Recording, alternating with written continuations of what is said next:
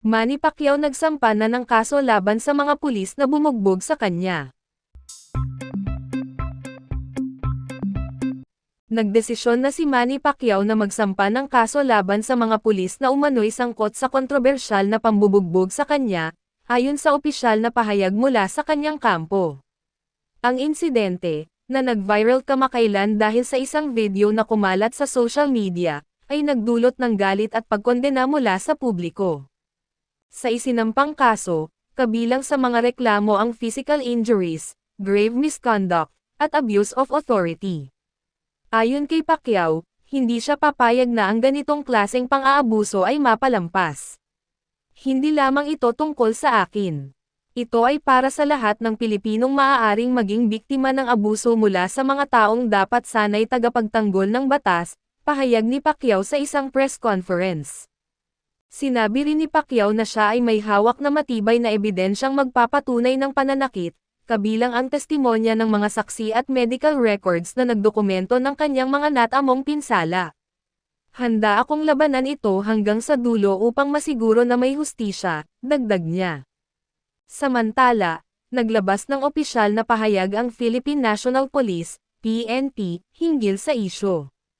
Ayon sa PNP spokesperson, sisiguraduhin nilang ang mga pulis na mapapatunayang nagkasala ay mananagot sa batas.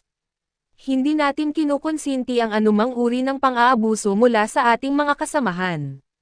Nagsasagawa na rin ng internal investigation ang aming hanay, ayon sa opisyal. Umani rin ng suporta mula sa publiko at iba't ibang sektor ang hakbang na ito ni Pacquiao. Maraming netizens ang nagpahayag ng kanilang pagsuporta sa pamamagitan ng social media, nananawagan ng transparency at katarungan. Ang ginawa ni Manny ay hindi lang para sa kanya kundi para sa lahat ng biktima ng pang-aabuso ng mga nasa posisyon, sabi ng isang netizen. Habang patuloy na iniimbestigahan ang kaso, nananatili ang tanong ng marami, paano nagkaroon ng ganitong insidente sa isang tanyag na tao tulad ni Pacquiao?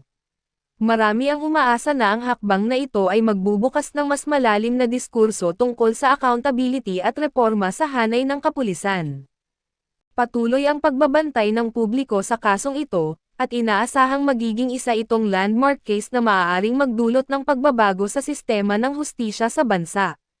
Bukod sa pagsampa ng kaso, sinabi rin ni Manny Pacquiao na pinag-iisipan niyang magsimula ng isang kampanya laban sa pang-aabuso ng mga nasa kapangyarihan, partikular na sa hanay ng pulisya. Ayon sa kanya, ang insidenteng ito ay hindi lamang tungkol sa kanyang personal na karanasan kundi isang mas malawak na isyu na kailangang bigyang pansin. Hindi dapat maulit ito sa sinuman, sikat man o ordinaryong tao. Lahat tayo ay may karapatan sa dignidad at katarungan, ani Pacquiao. Plano niyang makipag-ugnayan sa iba't ibang sektor upang maglunsad ng mga programang magpapatibay ng integridad sa hanay ng mga alagad ng batas. Samantala, nagpaabot naman ng suporta si Senator Raffy Tulfo sa isinusulong ni Pacquiao. Sinabi ni Tulfo na handa siyang tumulong sa anumang paraan upang tiyaking mapapanagot ang mga sangkot. Kailangan nating siguraduhin na ang hustisya ay magsisilbi para sa lahat, lalo na sa mga biktima ng pang-aabuso. Hindi natin hahayaan na mapalampas ito, pahayag ni Tulfo. Dagdag pa niya, umaasa siyang ang kaso ni Pacquiao ay magsisilbing babala sa mga mapang-abusong opisyal na walang puwang ang kanilang mga maling gawain sa ating lipunan.